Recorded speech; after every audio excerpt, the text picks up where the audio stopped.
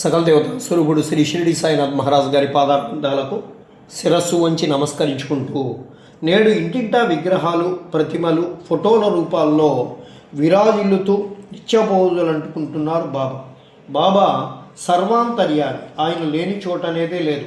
కోట్లాది భక్తులు, లక్షలాది అనుయాయులు, వేలాది సేవకులు, చెట్టు చేమ, పుట్టాగుట్ట, నిప్పు నీరు, నింగి నేల అంతా కూడా అంతటా బాబామయం. ఒక్క మాటలో చెప్పాలంటే ఇంటింటా వెలసినటువంటి ఇలవేలుపుగా షిరిడి సాయినాథ్ మహారాజ్ గారిని చెప్పుకోవచ్చు.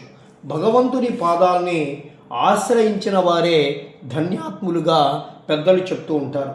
ఇలాలో మానవలోకంలో సద్గురువే భగవంతుడికి ప్రతినిధి. అందుకే బాబా ఎప్పుడు సద్గురువు పాదాలని ఆశ్రయించండి అని చెప్తూ ఉండేవారు.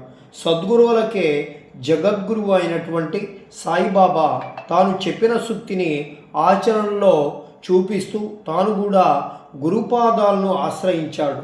ఆ గురువు ప్రసాదమైనటువంటి ఇటుకను జీవితాంతం భద్రంగా దగ్గరుంచుకున్నారు బాబా భక్తుడైన డాక్టర్ కొఠారే గురుస్థాన్ వేప చెట్టు వద్ద బాబా పాదుకల్ని ప్రతిష్ఠించాలని భావించి అందుకోసం బాబా అనుమతి కూడా తీసుకుంటారు. బాబా పాదాల నమూనా చిత్రాన్ని గీయించారు. ఆ నమూనా చిత్రాన్ని ఉపాసని బాబాకి చూపించి మార్పులు చేర్పులు చెప్పమంటే బాబా పాదాలలో ఒకదానిపై శంఖం, మరొక పాదంపై పద్మం చేర్చి బాబా యొక్క యోగశక్తిని, వేప చెట్టు మహత్తుని తెలిపేటువంటి ఈ శ్లోకాన్ని కూడా రాయిచ్చి పాదుకల క్రింద చెక్కించమన్నారు ఉపాసని బాబా. సదా నింభవృక్షస్య మూలాధివాసాత్ సుధాశ్రావిణం తిక్తమవ్యప్రియంతం తరుంకల్పవృక్షాదికం సాధయంతం నమామీశ్వరం సద్గురుం సాయినాథం. డాక్టర్ కొఠారే అదేవిధంగా బొంబాయిలో బాబా పాదుకలను చేయించి షిరిడి పంపిస్తారు. 1912 సంవత్సరంలో శ్రావణ పౌర్ణమి నాడు ఉదయం 11 గంటలకి జీకే దీక్షిత్ ఆ పాదుకల్ని తన తలపై పెట్టుకొని ఖండోబా మందిరం నుంచి ద్వారకామై వరకు ఊరేగింపుగా మేళతాళాలతో తీసుకొని వస్తారు. ఇవి భగవంతుని పాదాలు. వేప చెట్టు మొదట ప్రతిష్ఠించండి అని ఆజ్ఞాపించారు బాబా. అవును, ఆ మాట సత్యం. భగవంతుడే బాబాగా అవతరించాడు గనుక బాబా పాదాలంటే అవి భగవంతుని యొక్క పాదాలే. బాబా ఆజ్ఞానుసారం ఆ పాదుకల్ని గురుస్థానంలో ప్రతిష్ఠించారు. అదే సందర్భంలో బాబా తమ పాద ద్వయం విశిష్టతను ఇలా వివరించారు. అద్యంతాలు లేని ఈ పాదాలు పరమ పవిత్రమైనవి.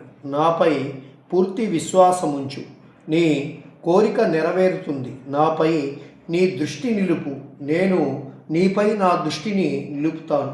నా సమాధి నుండి కూడా నా కర్తవ్యాన్ని నిర్వహిస్తాను.